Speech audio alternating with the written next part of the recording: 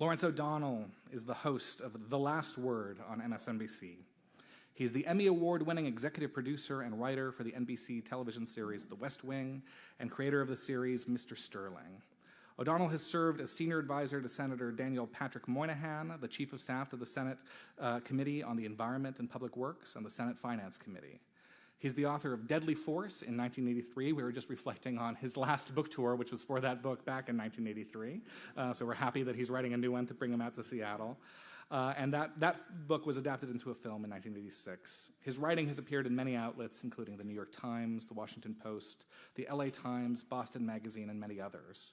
But he's here tonight to discuss his new work, Playing with Fire, the 1968 election and the transformation of American politics, the subject of tonight's talk. Please join me in giving a big town hall welcome to Lawrence O'Donnell.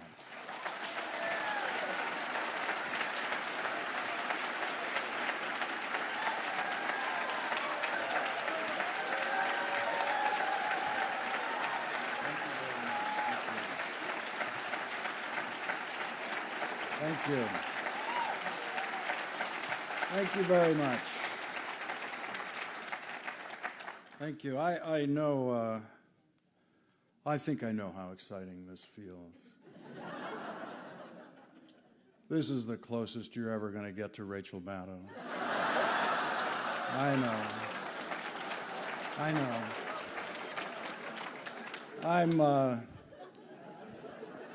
I'm the Joe Biden of MSNBC. I get it, but thank you. You know, my favorite minutes of the day begin when Rachel says, "Good evening, Lawrence." And, you know, each one of the control rooms now budgets, her control room, my control room, but they budget a minute for that, and they used to budget nothing for it. It was supposed to be good evening and, you know, get on. And so it just became this thing, you know, it just became this late night phone call with my favorite, and I don't want her to hang up, and I'm just trying to, you can see me there just trying to desperately keep her on the phone, and she's got to go because she's got a life, and she goes, and then I have to do it. I want to begin with something I read today in my coffee shop in the Seattle Weekly.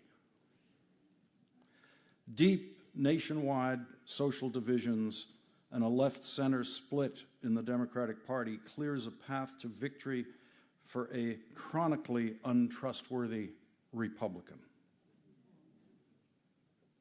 Lawrence O'Donnell explores not only what happened the first time, but what it all led to over the subsequent half-century in his book, Playing with Fire. I have to thank the Seattle Weekly for that first sentence because I think it captures perfectly the basic story of this book, this country with deep nationwide social divisions, a left-center split in the Democratic Party, and then that clearing the path for Richard Nixon. We saw in 1968 the first setting in cement of what has become our politics, and the cement has only hardened every year since then. We saw in 1968 the most peculiar decision ever made in presidential politics. If you just leave out the reality TV star deciding to run for president. So prior to last year, the most peculiar choice was the day that a poet decided to run for president. A poet decided to run for president in 1968 and attempted to ennoble our politics, but he did not know that he was playing with fire. And he did not know how violent the world would become in our politics because of, and in reaction to a great extent, the ignition that he set when he decided to run against the incumbent president of his own party. Eugene McCarthy, Senator Eugene McCarthy, would spend time in his Senate hideaway office, which is different from his main office. They have these little hideaways that are off the Senate floor where they can spend some time between votes. And Gene would be in that hideaway office either writing or reading poetry. And he got a reputation among senators for that, and it wasn't a good one. That was not what they thought they came here to do. And he couldn't have shocked his colleagues more by being the one who decided to run against Lyndon Johnson as an anti-war candidate. Bobby Kennedy had thought about it. Bobby Kennedy was the person who the Dump Johnson movement really wanted. He thought about it. He decided not to. He thought about it again. He decided not to. Then Gene McCarthy did it. And that created a sequence of events that completely changed the course of our political history. Gene McCarthy went to New Hampshire and, like Bernie Sanders last time in New Hampshire, completely upset the Democratic establishment. What we saw last year was Bernie Sanders simply using that insurgency lane on the left of the Democratic Party that was created by Gene McCarthy. And Bernie was a 27-year-old guy living in Vermont watching Gene McCarthy do that. And I think he knew last year whose footsteps he was following in. On the Republican side, the campaign year began with a couple of the frontrunners who were liberal Republicans. George Romney was a genuine liberal Republican and possibly the most liberal Republican on civil rights. Nelson Rockefeller, governor of New York, a liberal Republican, also liberal on civil rights, was maneuvering and hesitating and maneuvering at the same time. But those were the days when we had something called a liberal Republican. We also had conservative Democrats then. We had segregationist Democrats in the 1960s. In 1968, if you said you were a Republican, I wouldn't know if you were a liberal or a Democrat, a liberal or a conservative. If you said you were a Democrat, I wouldn't know if you're liberal or not. I would not know. I wouldn't know if you were anti-war. I wouldn't know if you were pro-war. Today, when people hear the word Republican, they think they know everything about you. And when they hear the word Democrat, they think they know everything about you. And unfortunately, they know more about you than that word used to reveal. Because what happened in 1968 was the Republican Party moved into a position, a very conscious decision of moving out the liberals. And Mayor John Lindsay, the Republican mayor of New York City, was literally the last liberal standing on a Republican convention stage in 1968, having been given the horrible and humiliating duty of seconding the nomination for the vice presidency for Spiro Agnew. That was the moment liberalism died in the Republican Party. That was the death of it. And so today, the shape of our politics is something that was first designed in 1968, and very deliberately designed. George Wallace, the segregationist governor of Alabama, was running as an independent, and he was siphoning votes away from Richard Nixon.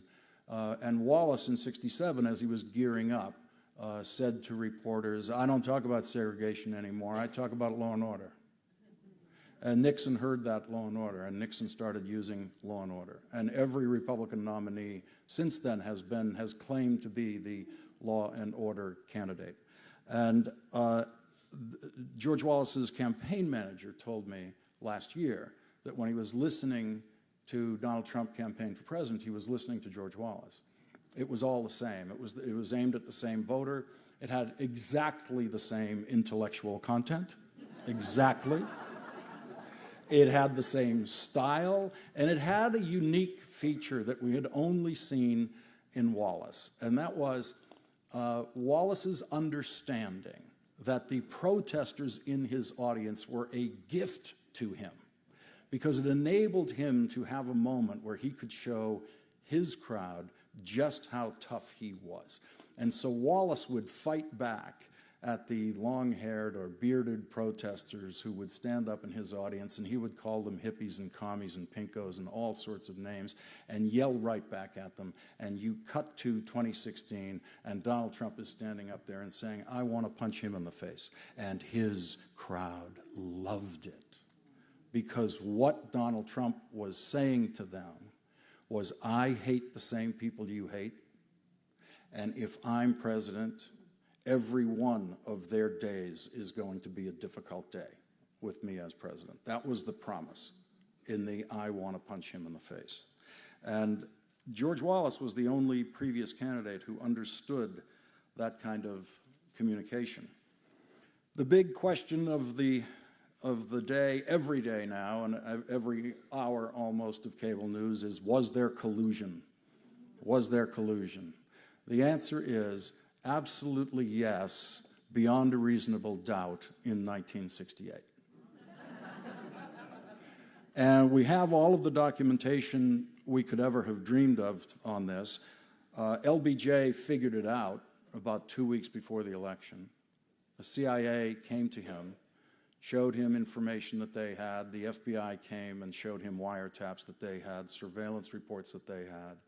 And it was very well documented that Richard Nixon was colluding with the South Vietnamese government through the South Vietnamese embassy in Washington and through I was going to say middleman, but it was a middle woman, Anna Chenault, and communicating with them to say, do not allow any progress toward peace. Do not allow any progress toward peace talks, because what Richard Nixon needed was for the Vietnam War to be going very badly on Election Day. That's what he believed he needed to win. And so he did very blatantly collude with the South Vietnamese government. And the South Vietnamese government had made an agreement with Lyndon Johnson, a secret agreement, to go to Paris to peace talks. They said they could be there in 3 days. And as soon as they made that agreement, Richard Nixon knew about it. He communicated to the South Vietnamese, hang on. It's right in Bob Haldeman's notes about this, which were just discovered last year, where Bob Haldeman quotes Nixon as telling him to pass on the message to the South Vietnamese to hang on, and Nixon saying things like, how can I throw a monkey wrench into this deal? And they found the monkey wrench, and the South Vietnamese changed their minds, told President Johnson they will not go to Paris. And so Johnson was then humiliated because he had announced that the South Vietnamese would come to Paris. And so it looked as though things were going as bad as ever on Election Day, and Richard Nixon squeaked out the victory with less than 1% of the vote. And I just want to read you a passage about this, because it talks about something that something I call the presidential decision, and that is to say that it's the thing you don't want to have to make. Presidential decisions are always the most difficult decisions. They always include elements that we don't include when we're thinking about them or debating them at the dinner table. So I'm going to just take you through some of this, of what Lyndon Johnson faced literally in the last week of the election when he had all this information in front of him. He called up Senator Dirksen, Republican senator he trusted, and told him what he had. He told him he had CIA information, he had FBI surveillance, he had wiretaps, told him everything he had, and he said what he saw Nixon doing was treason. That was the word he used to Dirksen when he told him about it, because what he was hoping was that Dirksen would tell Nixon, and then Nixon would back off and stop interfering, and that didn't work. And so Johnson didn't know what to do next. The president's only option, with 2 days left before the election, was to go through with the threat he delivered to Dirksen and leak this bombshell story to the press and create those headlines he described to Dirksen about a presidential candidate betraying his country and causing more American casualties in Vietnam. That wouldn't be as easy for Johnson as Johnson made it sound to Dirksen. National Security Advisor Walt Rostow urged Johnson to expose the whole story and destroy Nixon. Then the president conferred with Secretary of State Dean Rusk and Secretary of Defense Clark Clifford. They pointed out that making this story public would expose some highly sensitive American intelligence gathering techniques in Washington and Saigon. They were very worried about having to reveal that the best evidence was picked up on a wiretap of an embassy in Washington. They had important wiretaps at embassies all over town that would be compromised. Johnson worried that the story might eventually leak sometime in the future, and what would people say about, quote, our knowing about it and our being charged with hushing it or something. I don't believe that would bother me, said Clark Clifford. Rusk agreed. The impeachment of a newly elected president did not fit their definition of good for the country. The problem was, if Nixon was elected, this information could lead to impeachment. Impeachment of a president under any circumstances was inconceivable to them. Impeachment was something that had happened once 100 years ago for minor reasons that the Senate dismissed when they heard the impeachment case against President Andrew Johnson in 1868. That impeachment was considered a historical oddity that occurred in the turbulence of the post-Civil War era. The duties and burdens of powers of the presidency had grown exponentially since then. So had the awe for the office. In the nuclear age, the awe for the office and the man continued to increase to the point where the job title had changed to leader of the free world, a description that has never been true and never been doubted by voters, the press, or people working in the White House. By 1968, impeaching the leader of the free world for anything was unthinkable, especially to wise men like Clark Clifford and Dean Rusk. They both knew that if LBJ revealed what Nixon had done and Nixon got elected anyway, impeachment would become a real option, and in their minds, that would not be good for the country. Having a president who publicly got away with what voters would see as treason would not be good for the country either. Nixon knew from personal experience that inside the White House there was no difference between what was good for the country and what was good for the presidency. Nixon could easily guess what Clark Clifford and Dean Rusk would advise the president to do about the treason he described to them. One definition of the perfect crime is a crime the authorities are afraid to prosecute. Richard Nixon knew he had committed the worst crime in American political history, a crime that arguably cost more than 20,000 American soldiers their lives by extending the war, and he also knew it was the perfect crime. Richard Nixon knew what Lyndon Johnson, Clark Clifford, and Dean Rusk would decide to do when faced with no good choice. Nothing. For the good of the country. That is the era that we were living in. And then, of course, the man who they chose not to expose was ultimately exposed for other things, and we saw what impeachment could do. And so that changed the nature of this kind of story, and going forward from there.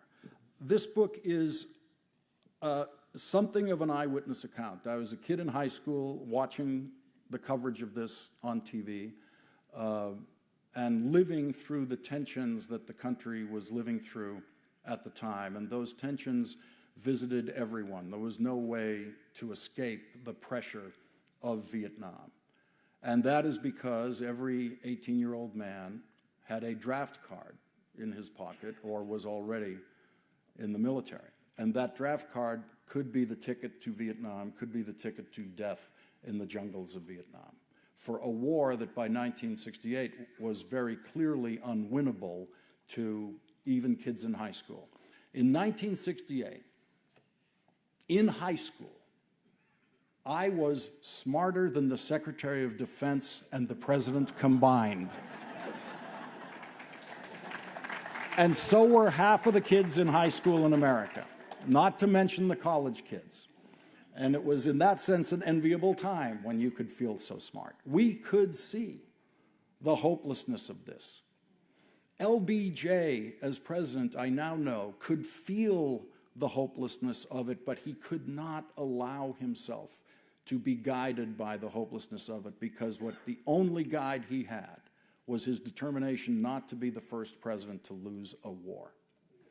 And when Richard Nixon took Lyndon Johnson's place, Richard Nixon, during the campaign privately, made it very clear that he didn't believe we could win the war in Vietnam, but once he was president, he was caught by the same bug that destroyed LBJ, and that was he couldn't be the first president to lose a war, and so he continued it. The world we were living in then, our political world, was actually a much more emotional political world, and the emotions were very raw.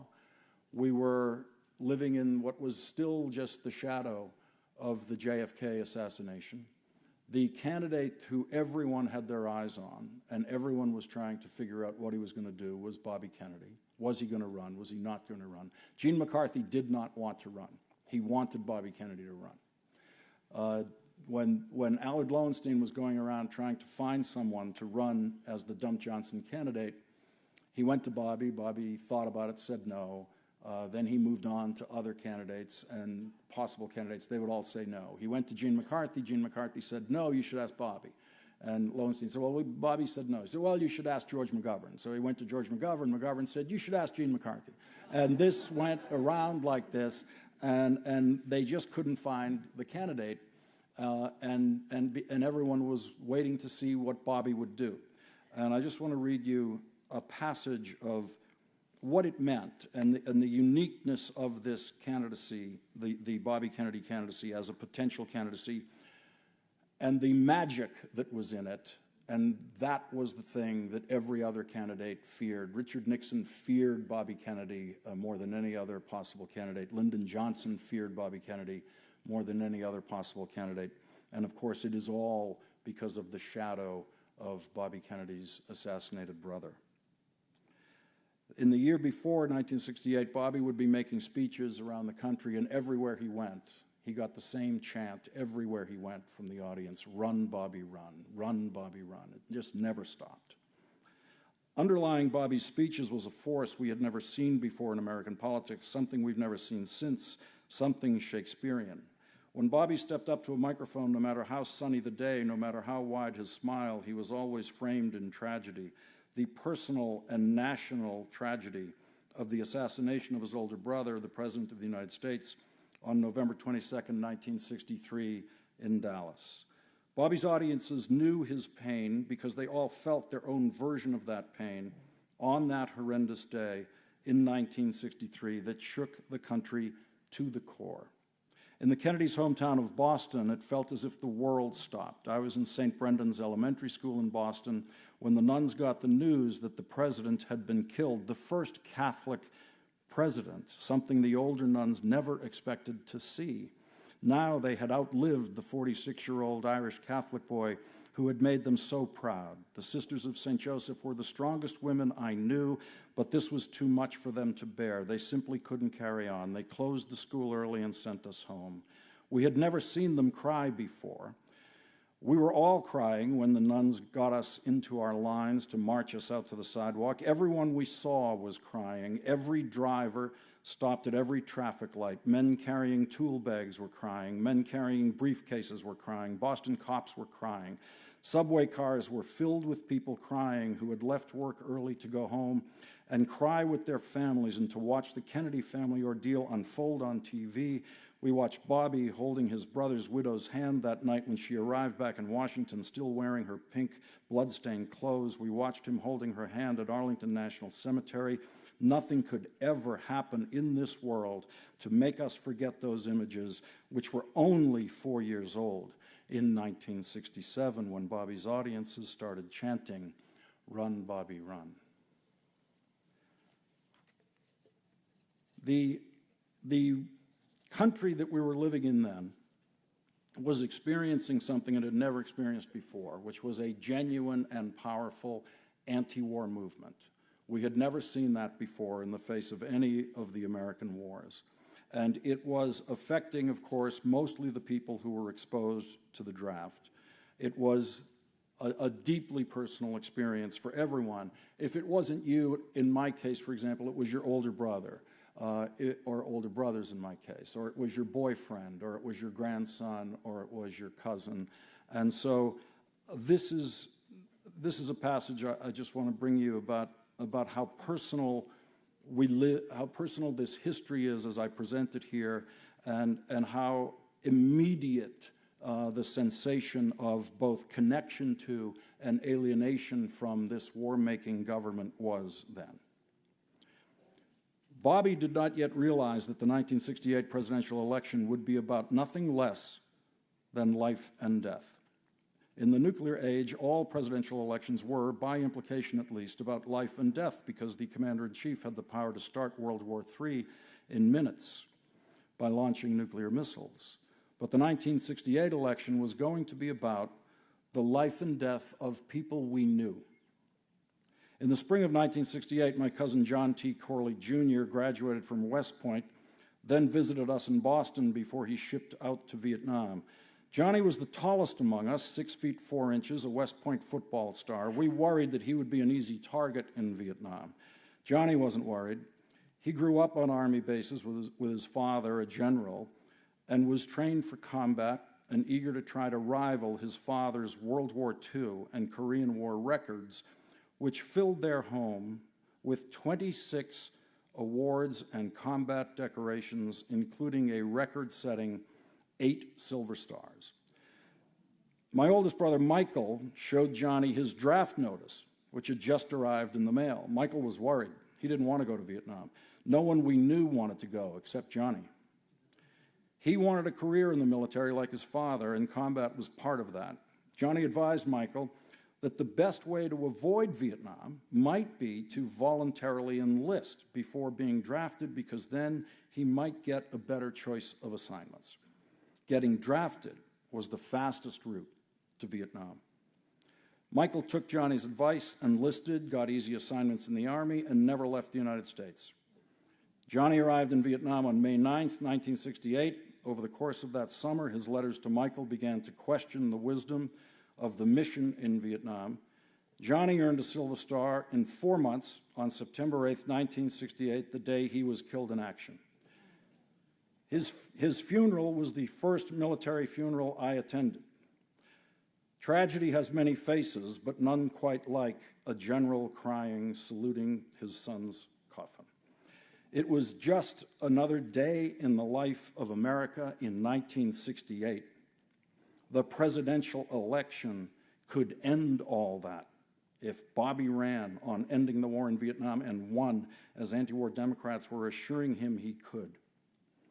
I was in high school in 1968, and I never heard my brothers and their college-age friends talk about career planning. They only talked about how to deal with the draft and Vietnam. There was no long-term planning, no career hopes and dreams. Life was a short-term game for many young men in 1968. It was as if they were prisoners who would only begin to think about life on the outside when they got outside. Their prison was in their pocket, the draft registration card that controlled their lives and blocked their hopes and dreams. The presidential election could end all that. The presidential election was a matter of life and death for real people we all knew. That meant that this time, running for president didn't have to be about ego. It meant that running for president couldn't be simply a matter of political calculation. It meant that it wasn't just about what was best for Bobby's future in politics. It was about life and death. The death Bobby thought about was his own. He worried that announcing his candidacy might tempt an assassin. He knew assassination was driven more by madness than logic, and maybe getting the second Kennedy on his way to the presidency would capture an assassin's twisted imagination. He was the only potential candidate who had to worry about a copycat assassin going for another Kennedy. And so Bobby's thinking about running was muddled and slow. He was leaning against running most of the time, As he thought about it, Bobby, who had been the manager of his brother's winning presidential campaign, could see every detail of what could go wrong with his own, but he could not yet see what the election was going to be about: life and death. And so Bobby held history in his hands for so long that someone who could see what the election was going to be about decided he couldn't wait any longer and grabbed history out of Bobby's hands, someone no one expected to seize the moment until he did. And that, of course, was Eugene McCarthy. And I want to go to your questions right after I give you this other passage of the book. It comes toward the end of the book, but it doesn't give away the ending. It's not that page. It's more of an assessment of what the McCarthy candidacy meant and what the ultimate effects of the 1968 campaign were. And there are more what-ifs about this campaign than I think any you could think of. From what if Bobby Kennedy had left the stage the way he was supposed to on the other side of the stage instead of in the direction of Sirhan, which was a complete last-minute decision that they made to do it that way. There's an endless stream of what-ifs. The biggest what-if of all is what if Eugene McCarthy had not run? If Eugene McCarthy hadn't run, Bobby Kennedy would not have run and would not have been assassinated on the night of the California primary. President Johnson would have run for re-election. Election night would have come down to Johnson versus Nixon. No matter what the outcome, Bobby Kennedy surely would have run for president as the anti-war candidate in 1972. And then? But Eugene McCarthy did run. He made the bravest decision of any candidate in 1968, a decision that changed his party, changed the campaign, changed the anti-war movement into an important faction of the Democratic Party, and changed the course of history. The most important thing Eugene McCarthy did in 1968 was save lives. We have no idea when the Vietnam War would have ended if Eugene McCarthy hadn't made ending the war a presidential campaign issue in 1968. The war ended 7 years after McCarthy ran. If the first anti-war presidential candidate did not run until 1972, would the war have ended 7 years later, in 1979? We don't know. The peace movement won. The peace movement drove U.S. forces out of Vietnam, not the North Vietnamese army. American politics responds slowly to protest, so it took several years for the peace movement to win. Richard Nixon and Henry Kissinger complained for the rest of their lives that they were not able to achieve peace with honor in Vietnam because congressional support for the war kept dropping. This is a complaint about democracy. More and more members of Congress turned against the war because the peace movement, their voters, forced them to turn against the war. The Nixon-Ford administration would not have declared an end to the war in 1975 if the peace movement hadn't forced them to. The last man to die for a mistake would not have been killed in Vietnam on April 29, 1975. Would that man have been killed in 1976? In 77? 78? 79? How many more would have died? The millions of men and women who were active in the peace movement saved lives by forcing the war to end sooner than it would have if they hadn't taken to the streets in protest, something most of them had never done before for anything. Martin Luther King Jr. saved lives by raising his singular voice against the war. Bobby Kennedy saved lives by adding his anti-war voice to the growing chorus when it was still a politically risky choice. Al Lowenstein, Tom Hayden, John Kerry, and other leaders of the anti-war movement saved lives. Gene's wife, Abigail McCarthy, and their daughter, Mary, saved lives.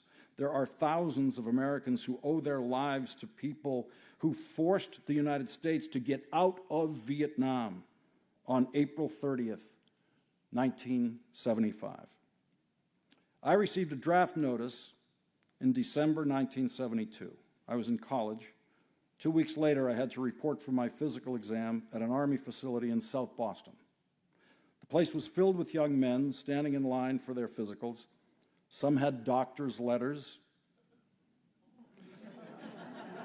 that they hoped would disqualify them. Others were going to pretend to be gay or mentally ill to get disqualified. I passed the physical and went home to wait for my induction notice to arrive in the mail, telling me exactly when to report for duty.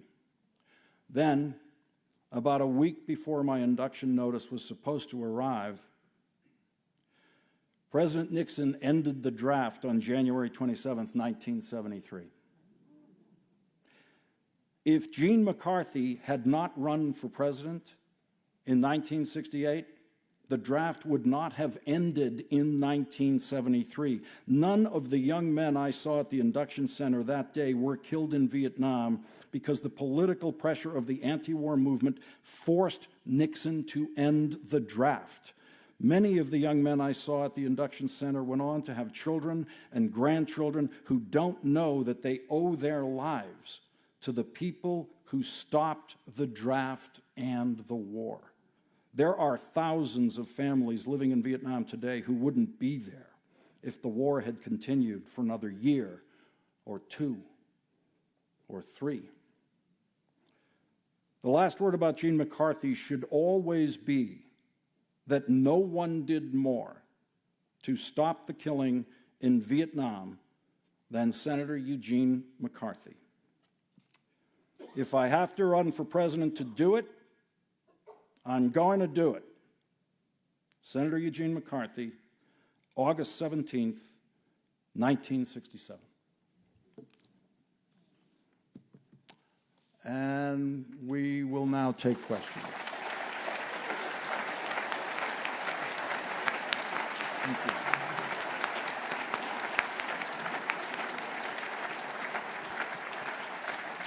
Thank you so much. Yeah, let me remind folks, if you're interested in asking a question, come line up on one of these aisles on either side. And actually, as people are lining up, I'm going to jump in with a curator's prerogative question, because I have a question I'm dying to ask you, which is actually about the media in 1968 and possibly comparing it a little bit to the media of our most recent presidential election. I have a very romantic idea of the news media in 1968, thinking of great magazine and newspaper journalism and things like the Buckley-Vidal television debates. So my question for you is, in thinking about the 1968 election, sort of after this last bloodbath of an election year with so much media criticism at the source of it, do you think the media of 68 compares favorably or disfavorably to the media of 2016? And what's the counterfactual where each election's year's media was in each other's timeline? You should have given me that question ahead of time. No, it's a great question. It's the first time I've been asked that question. And off the top of my head, I'm going to say that the media did a better job in 1968. There was much less noise. And so there's a lot of great work. You know, the New York Times is still doing the same kind of work that was the best of its work in 1968, but it has to compete with a tremendous amount of noise generated by the expansion of our news sources, including cable news. And so in 1968, we just had the 3 networks, ABC, CBS, NBC, and their coverage was pretty consistent and pretty accurate of what was going on. And including, by the way, at the Democratic Convention, as you'll see in the book, Mike Wallace, CBS correspondent, getting punched on the floor of the convention. That would have been the single biggest event of any other convention ever. And it was like, it was just ignored. Dan Rather knocked to the floor of the convention by Richard Daley's security forces inside the hall. Again, I mean, just imagine if any network correspondent had been knocked to the floor or slugged at any one of our conventions last year, it would have been the biggest story of the convention. But so it was a very difficult time for the media, and I think they rose to that occasion much better than our current media rises to almost any occasion. So where do we go? Back and forth, okay? Good segue to my question. Why did the Democratic convention fall into chaos and not the Republican convention that year? Because the anti-war activists were all planning to have the biggest possible demonstrations they could arrange at the Democratic convention. The plan, when that was made months beforehand, was to go to protest the President of the United States being renominated to continue his war policy. That was the expectation.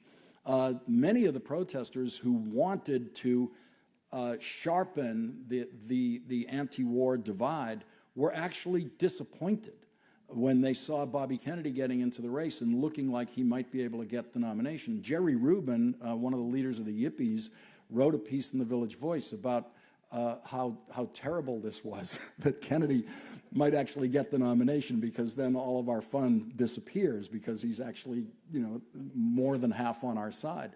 So that's what they expected to go there to protest, and they basically got their version of it, because they ended up protesting the nomination of Hubert Humphrey, LBJ's vice president, who appeared to be someone who was going to continue the war policy. Yes, is the documentary Nixon 1968, is that available somewhere to purchase, or do you know? I don't have it on me. I don't. We have some books for purchase. Might even be cheaper than the documentary. I don't know.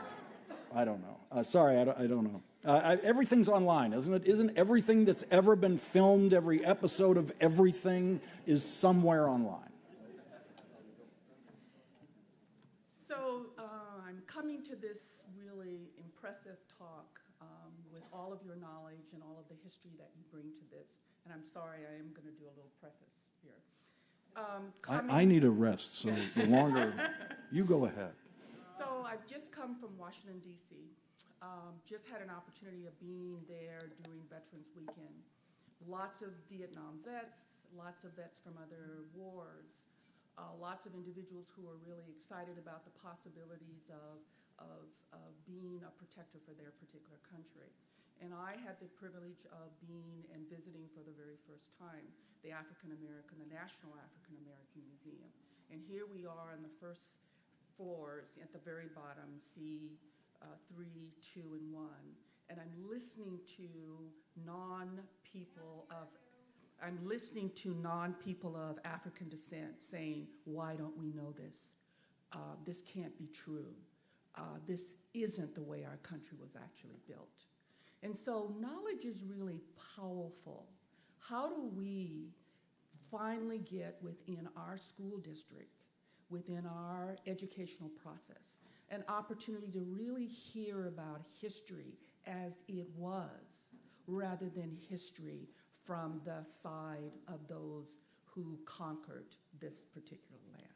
Do you have a sense of that at all? Well, I worked as a public school teacher after college for a few years in Boston, and it's a really difficult challenge, and I would say the best hope you have is actually, and this is not a good systematic answer, but individual teachers opening eyes.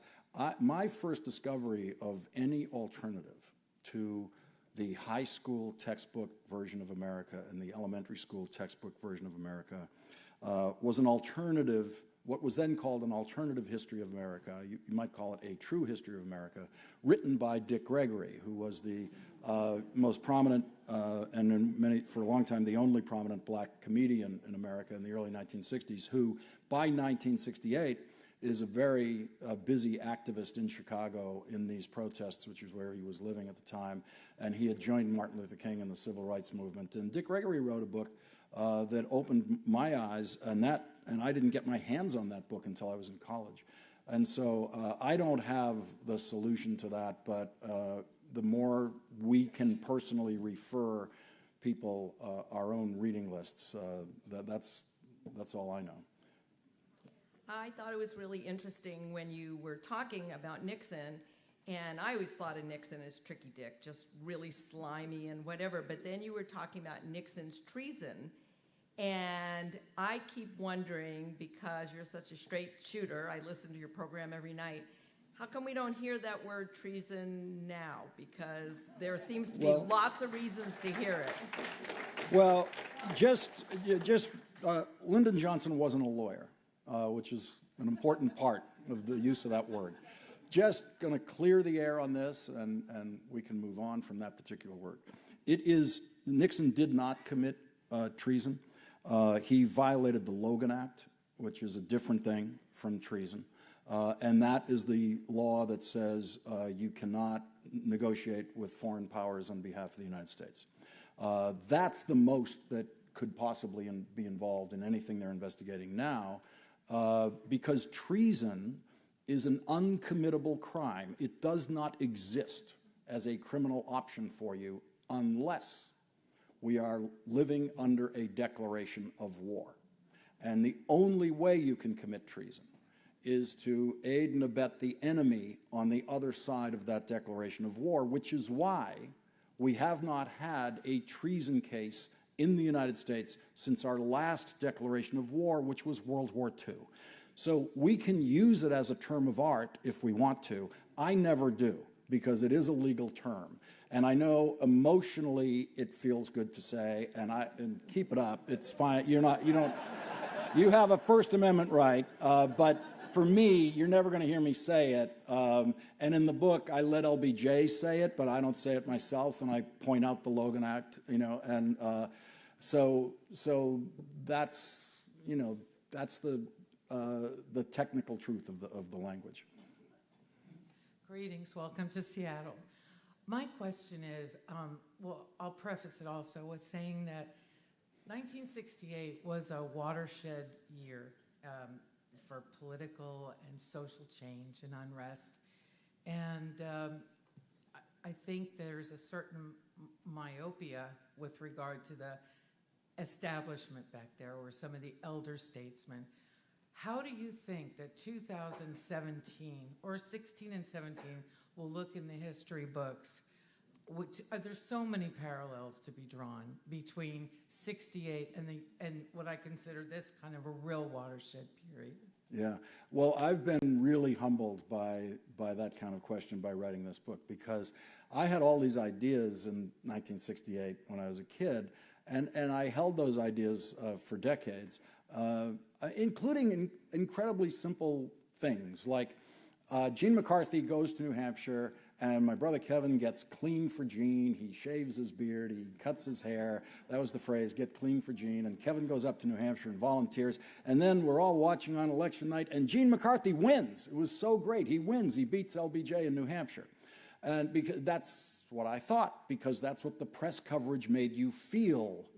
And it was literally decades later that I discovered that Gene McCarthy came in second in New Hampshire. that he just got over 40% of the vote, and that was shocking because he was supposed to get 4% of the vote. And so the media went with the shock, and I'm, a kid in high school, I thought, oh, he won, because that's, and so it goes from things like that to all sorts of other things that I now know about backstage maneuvering, and I have more respect, a measured, isolated pockets of respect for what LBJ was going through in 1968. I had none in 1968, and Humphrey I have much more respect for when I understand his history, which I didn't know then. I'm going to be very humble about where we are right now. I think the best understanding of it is 30 years away. Well, that's depressing. I think I'll sit down. Yeah, okay. Oh, come on, you got another 30 years. I won't be here. My kid's going to have to write that book. I won't be here. So first off, I want to thank you and your colleagues for keeping the president's feet to the fire. That's as easy as it looks. Let's just be clear, okay? The president wakes up with his feet in fire. We just aim the camera at it. We don't. Good. So I'm the son of a Marine who served in the South Pacific. And for the last year, I've been leading a project for the DOD. And I am astounded at the number of incompetent officers that I have met. So, I think there's an enormous opportunity, because you kind of allude to Eisenhower's warning to us was right. Mm-hmm. That message should transcend left or right. And from what I see, the military-industrial complex is killing everything around it, its own people, everything around it. And I would like to ask you what role you think journalists on the right and left can play in really warning the American people of the danger of this, because we've long since forgotten. Yeah, I think it's quite a challenge, because what I assumed after Vietnam is, okay, lesson learned, we get it, and we're not going to engage in hopeless war in far-off places where we don't have a strategic interest. And, and it's arguable whether or not we've done that in the Middle East. There's certainly a clearer claim on a strategic interest there than there ever was in Vietnam. But one thing that has resurfaced that I have to say, if you were around in '68, you wouldn't have predicted it, is this newfound either awe for the military or a demand that there be awe for the military. Because the military, the commanders in Vietnam were outright wrong every single day of the war, and they publicly lied repeatedly. And they were caught by the great journalism of that period in their lies. And by the time you got to 1975, and the last helicopter out of Saigon, there was you couldn't possibly get a reflexive respect for your view by announcing your rank in the military. That wasn't possible. And you now have a White House chief of staff who believes if you have a rank like his, that he is beyond question and that he is deserving of more respect than Reince Priebus, and I don't see that he's earned that.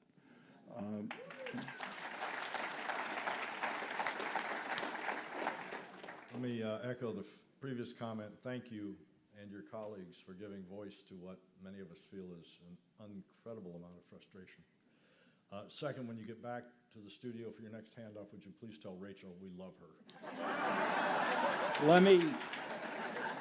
We love her, Seattle.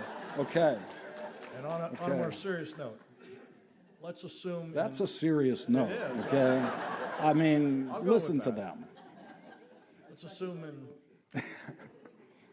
assume in 2018 we don't have a first-year senator rising to the top of the Democratic Party to seek that nomination. And let's assume that regardless of who the Republicans run, who do you see on the Democratic side that has the most chance, the most opportunity, and is the best person to nominate for that role to take back the White House? I don't know. I don't have the answer to that, and I'll tell you why. I'm not good at this, at picking who should you bet on. I have in the past only used polls.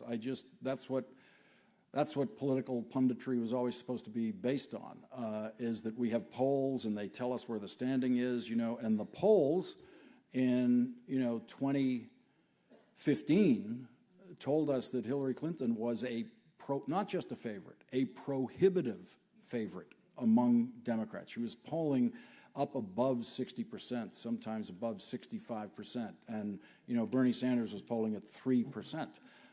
And so I expected Bernie Sanders to work really hard and get out there in the campaign trail and get all the way up there to, like a Dennis Kucinich number, like a 6, like double it.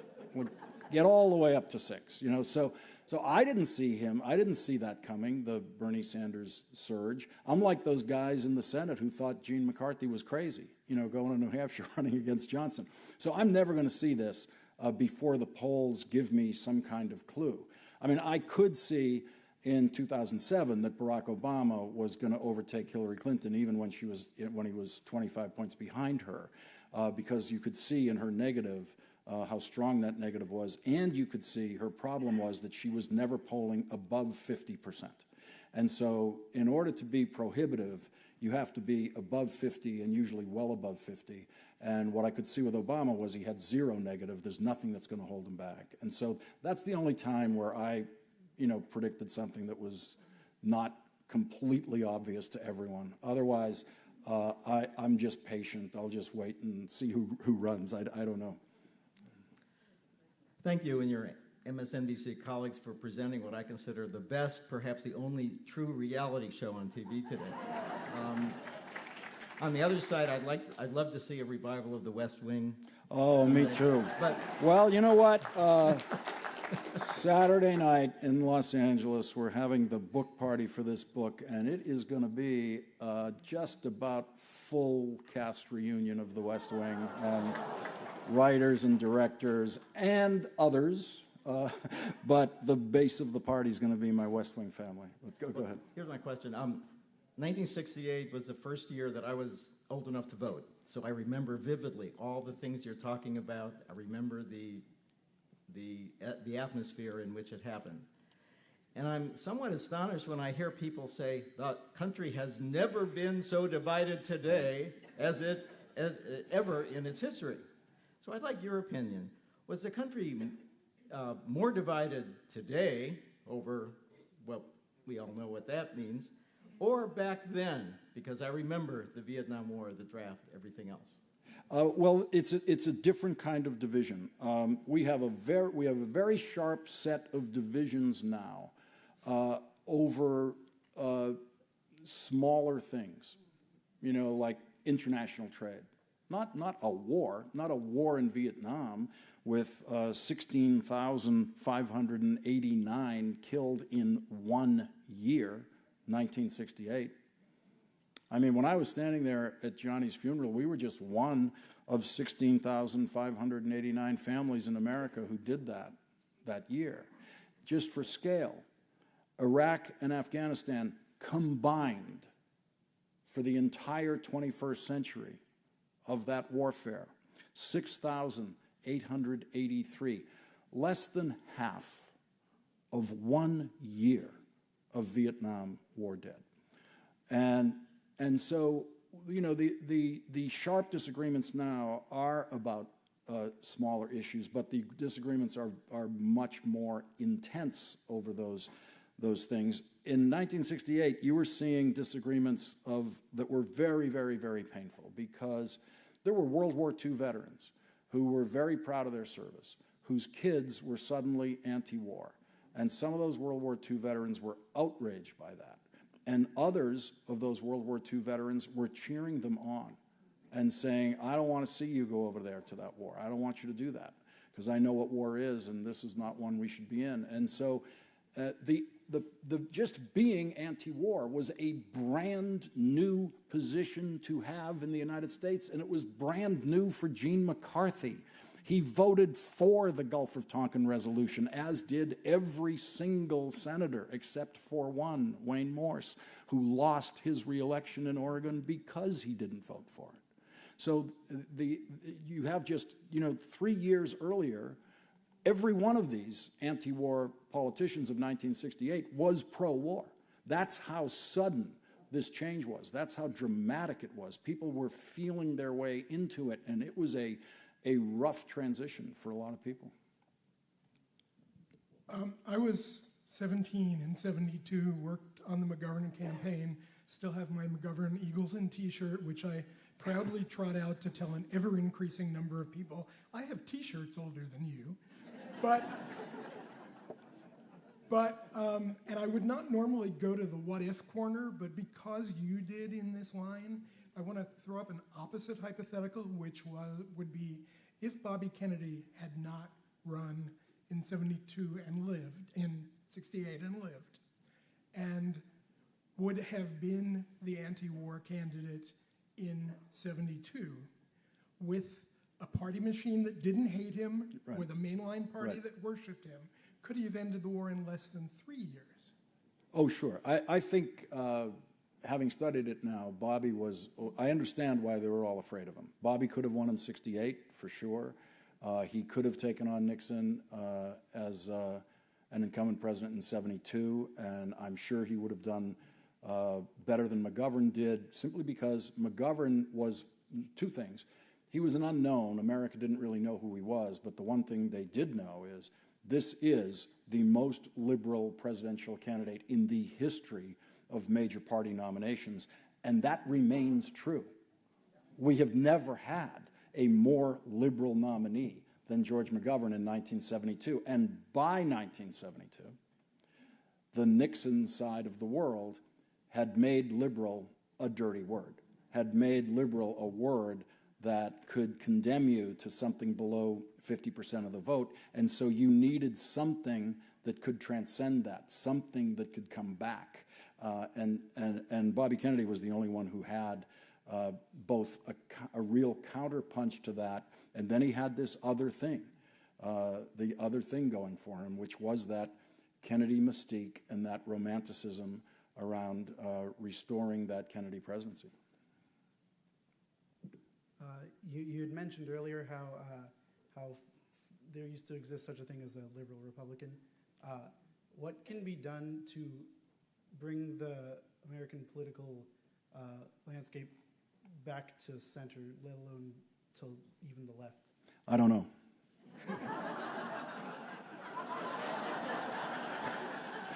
Come on, I could pretend. I don't know. First off, I want to thank you for being so consistently clever. I really appreciate that.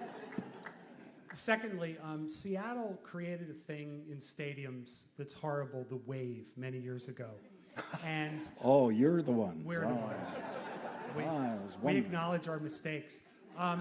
Ever since Virginia, I keep thinking about the wave in a more positive national way. And one of the questions I have is when they go low, we go high. And I'm wondering how we encourage the wave, and I'm not sure how to handle Hillary's old line. When they go low, we go high. Yeah. Can we get a wave by going high? Michelle Obama. Okay, I think I got it. I think. Listen, it's a simple, it's a simpler game, if you want to call politics and elective politics that. It's a simpler game. Then the game is you should simply be true to yourself. And I know how cliche that sounds, but I've seen it a couple of times. And for example, Bernie Sanders, who I was never impressed with as a senator. I never saw him do anything that mattered, that was particularly effective in any way. I have a bias about how the way I watch the Senate, because I used to run committees, so I care about the inside game where the door is closed, and Bernie was pretty much never in those rooms, and partially because he's not really in the Democratic Party.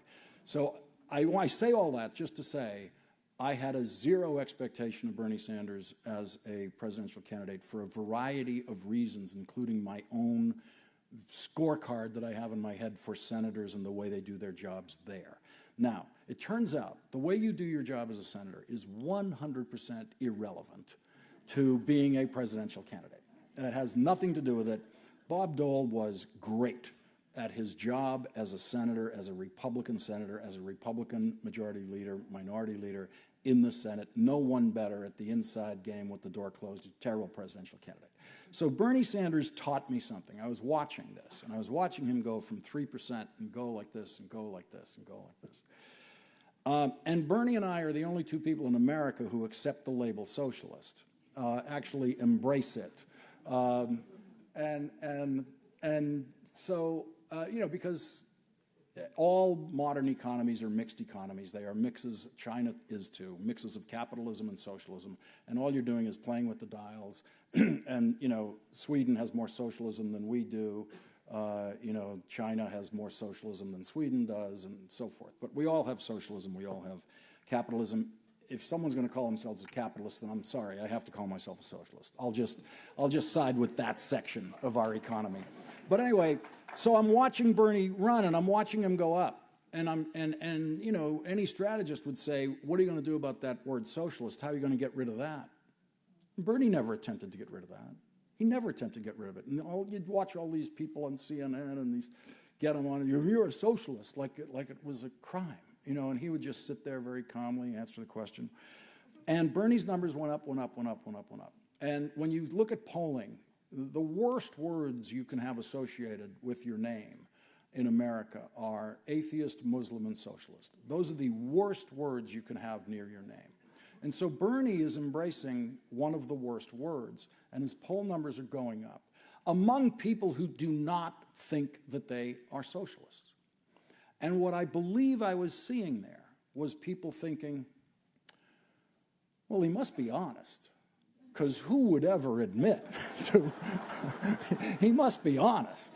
And it made me realize that this is what I used to see with Senator Daniel Patrick Moynihan in upstate New York. And you know, almost all of upstate New York is Republican, and with pockets of Democrats in the cities, Buffalo, Albany. And so we'd be up there in these small towns in these counties that no one else would bother to go to. And Senator Moynihan would end up winning, 63 out of 64 counties in New York State, more than FDR ever did, more than Bobby Kennedy ever did. And this was in the time when a typical question would be, why are you voting for more funding for AIDS research? My wife has breast cancer, and we should be doing more for, that would be the typical question. And you would have something close to zero sympathy in this audience for AIDS research. And this is, in the 1990, 1988, 1992. And he would go into this Harvard professor's kind of lecture, since he was a Harvard professor, about science and discovery and the things we've discovered while we were looking for something else, and how dynamic science can be. And he would never back off from his support for funding for AIDS research. And he would tell people about HIV, and he would tell people what it does to the body, and he would tell people about the different kinds of people that we would see when we would go into New York hospitals, the senator and I. And so here's what I'd hear. I'd be in the back, and they'd be walking out. And you'd hear this thing, and it would be kind of a grumble. It would kind of be in the tone of a complaint. But it would be, well, he's really smart, and he's really honest. And that was it, and they're gone. And then, on election night, he would win that county, Republican county. He would win that county because he was smart and honest, not because they agreed with him. And so this is a hard thing to duplicate, and it's the most dangerous possible, approach a politician can take. But I actually think, and I know exactly how naive it sounds, that the thing you should do in politics, in reaction to anything, is the thing that is in your heart and the thing that you want us to see about you. And that, I would submit, is what was going through Barack Obama's mind every day of his political career when he was facing unprecedented kinds of challenges and insults and attacks. You never saw that man do anything that, if you were his child, you would not be proud of for the rest of your life. Never once. I didn't want to see him go low. I didn't want to see him try some sort of performed response that would be a calculation to pick up votes. I just wanted to see, if these people say this about you, what do I see when you speak? And I might see him completely ignore it, or I might see him make a joke about it, or I might see him go to some higher level of the discussion. But what I always saw, I believed, because I don't know him, but what I always thought I was seeing was a man who was choosing to, in this very moment, and in everything he does, always be proud of himself first and deal with that first. And if you don't like it, you get to vote any way you want. That's what I believe I was watching him do. And so whenever I hear this stuff about, well, you know, if they're going to behave this way, we should behave this way. It's just not something that I could engage with, especially if it's false, if it's a false kind of behavior for the person we're suggesting it to. And I just want to jump in. We're running low on time. Apologies to the folks in line, but this will be the last question here. And a reminder to folks what we're going to do right after the event is over. If you would like to get your book signed, you can pick it up at the Elliott Bay table in the corner there. Please exit over on the north side of the room if you're not getting something signed over here. And our last question is up. Hi, my name is Ariana Dennis. As a student interested in journalism, I was interested in knowing which direction you think journalism is going during a time where what's considered fact is so highly debated with fake news, and I was just interested in knowing, like, how can journalism regain its credibility? Well, you know, I don't trust journalism. I don't think people should trust anything. I think you have to get your own education in the world in every way that you possibly can, and then bring that to whatever journalism you're consuming. And so, you know, my knowledge of the world is mostly ignorance. I know nothing about the natural sciences, for example. I know very little about literature. I know, you know, smatterings of history. I know nothing about mathematics. And so, these arenas are completely lost to me. But I know a lot about government, having worked in government, and so whenever I'm reading journalistic coverage of things that I know more about than is evident in that piece of journalism, I feel okay about that. I feel like, you know, this is their best. This is their best understanding of what this is, and you know, you can't ask for much more than that. But I got to tell you, I have to warn you off of political journalism, but most especially, and this is a different thing, journalism about government. You know, the journalism about political campaigns is something that is pretty simple. You know, it's your Romney's running against so-and-so, and here's what the polls say in New Hampshire, and eventually you have a result, and you discover, okay, so Romney was stronger than the other guy in New Hampshire, and you get these provable results, you know, from these primary elections and different things. And also you can get people on campaigns to tell you their version of what happened in the back room. You should never believe it, ever, ever, because everybody in that room has an incentive to tell a story that makes that person the hero. I mean, I've been in those things. I was in, when I was working in the Senate, I had that rite of passage that I was lucky to have, where Bob Woodward wanted to talk to me about the latest book he's writing about, in this case, Bill Clinton's first year as president. And what I like about what Bob Woodward does is he actually says something at the beginning of all his books, which everyone ignores. He says, this is the best available version of the truth. Doesn't say it's the truth. He acknowledges that there are other versions that are unavailable because of the people in the cabinet room that day who refused to speak to him. They have a different version. And so, you know, he would ask me about these meetings that I was in the Oval Office and in the cabinet room and in the majority leader's office. And, you know, sometimes there were 4 of us in that room. Sometimes there were 10 of us. And if there were 10 in the room, Bob would usually get to talk to about 6 of them. Each one of us tells a different story in which we, or in my case, Senator Moynihan, is the hero. In my case, I'm telling it honestly, but I am tilting it as much as I possibly can in that direction. And so at a certain point, the journalist has to choose. That's what they do. They just choose. You know, when they've got 4 different people telling them what was said inside a room, they just choose a version. And I've lived inside enough of those stories that when I read the journalist's choice, you know, they're never more than 50% right. And so the way this coverage works, if you're to compare it to the finest journalism we have in America, the very, very, very finest reporting we have in America is and always has been, as we all know, sports.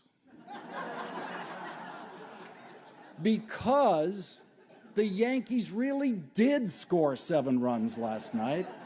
and the other guys scored 5. It's absolutely true. That's what happened. I can tell you exactly how many pitches were thrown, exactly how many foul balls, any fact you want, sports journalism has. Here's how journalism, especially when covering government, and government happens behind closed doors. It doesn't happen on the Senate floor.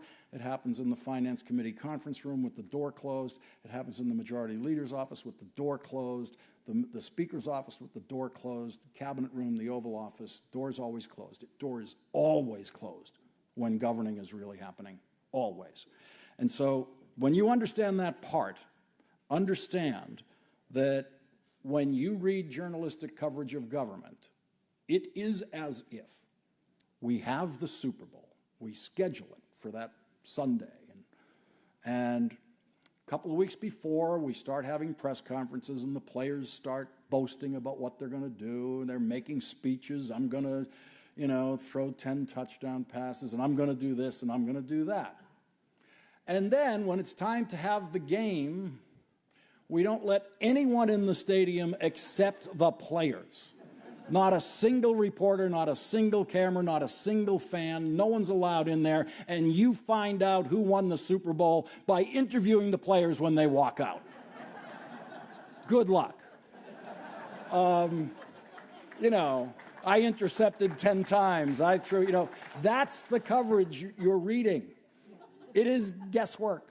It is, but as Bob Woodward says, when it's done well, and Bob does it very well, when it's done studiously and when you work really, really hard, that account is the best available version of the truth of what happened. But don't ever, ever, ever mistake that with the truth. And the way you can understand the difference, if it's still not at all clear, if you've got a situation with someone really important to you, a spouse, and he's just unaccounted for hours on end, night after night, do you want the truth or the best available version of the truth? Thank you. Lawrence O'Donnell, Playing with Fire, thank you so much. Thank you all very much for being here. We'll see you at the next town hall event.